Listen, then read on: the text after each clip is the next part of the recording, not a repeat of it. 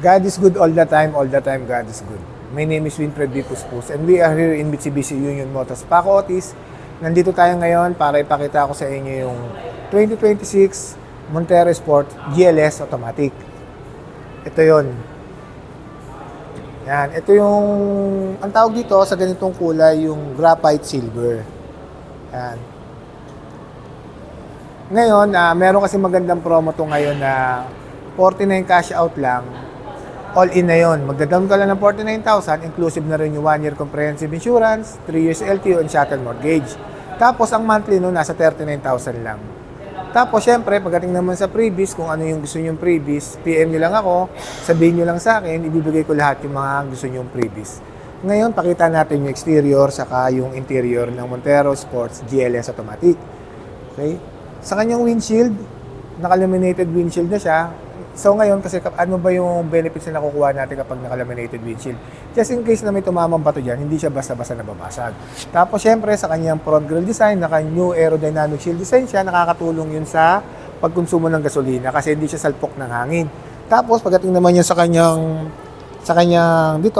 harapan, kung mapapansin nyo, ang lalaki ng butas ng air intake. Nakakatulong yan para yung sa biyahe, hindi ganun kainit yung makina. So, mapiprevent niya yung overheat. Yan. Tapos, guys, ang kagandahan dito sa Montero Sport GLS Automatic, meron siyang illuminating light. Yan. May ilaw yan, guys. Yan, illuminating light. Tapos, pagdating naman sa kanyang headlight, meron siyang LED headlight. Tapos, meron na rin siyang LED daytime running light. Tapos, pagdating sa kanyang fog lights, meron din siyang LED fog lights. Tapos, guys, si Montero GLS, meron siyang active cornering light na LED. Yan. Yan yung front fascia ni Montero GLS. Ngayon, punta naman tayo rito sa kanyang side profile. Guys, kung mapapansin nyo, yung mags ni Montero GLS, futuristic niya, napaka-forma, napaka-angas. Yan yung mags ni Montero GLS. Ang sukat niyan, guys, 18 inch. Ayan, 18 inch. Tapos, pagdating naman dito sa kanyang gilid, syempre, meron siyang stepboard. Equipped with stepboard siya. Tapos, meron siyang side view mirror. Tapos, yung side cover naman ng kanyang mirror is chrome. Tapos, syempre, kung mapapansin nyo, yung mga door handle niya, naka-chrome siya. Ayan. So, napakaganda tignan, napaka-elegant look. Tapos, equipped din si Montero GLS ng keyless operating system. Yung keyless operating system, kahit na isusi mo, nasa bulsa mo lang, pipindutin mo lang to, tapos makapasok ka na sa loob. Yung ganun yung ginagawa ni keyless operating system. Tapos, syempre, pagdating naman dito sa kanyang interior, ang kanyang seat material na ginamit is leather seat with heat guard. So, ano ba ginagawa ni heat guard? Kapag ka naka-leather seat with heat guard ka, syempre kasi di ba pag naka-leather seat ka, mainit. So, ginagawa ni heat guard, nililesen niya yung init, binabounce back niya para hindi masyado mainit. Ayan, yan yung ano. Tapos pagdating naman sa kanyang steering wheel, kung mapapansin nyo, yan, 3-spoke leather up na siya.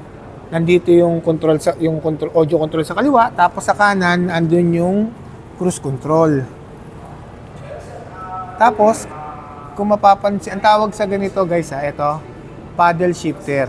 Yan. Just in case na gusto mong mag-manual, pwede mong gamitin yan. Tapos, syempre, dito sa kaliwa, yung push start engine. Yan, start engine. Naka-push start siya. Tapos, pagdating naman sa kanyang multi-information display, sa multi-information display niya, naka-analog and digital yan, guys.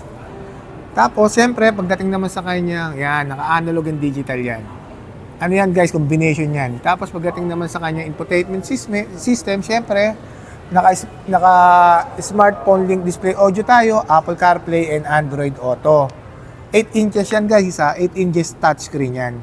Tapos, syempre, equipped din tayo ng electronic parking brake with brake auto hold. Yan. Equipped din tayo ng electronic parking brake with brake auto hold. Yan.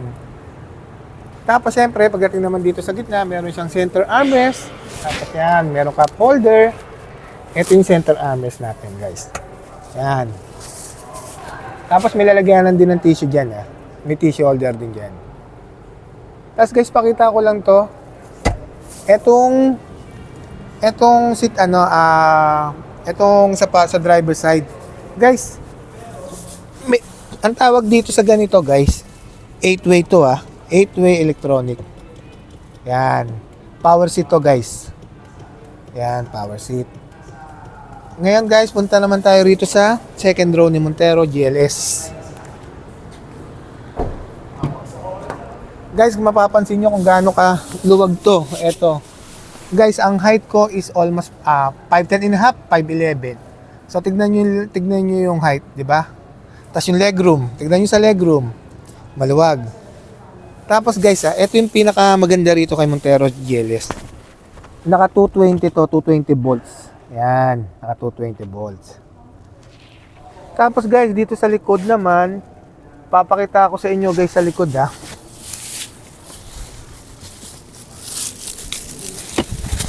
Ayan, guys, Guys, nakikita nyo yung sa third row namin. Ayan, 50-50 yan, guys. Pwede mong ilapat lahat. Ayan, di ba? Napakaluwag ng compartment ni Montero GLS. Ayan. Tapos papakita ko sa inyo yung taillight. Punta naman tayo sa taillight. Siyempre, yan. Pagdating naman, guys, ito yung taillight ni Montero GLS. Combination to ng LED and bulb type.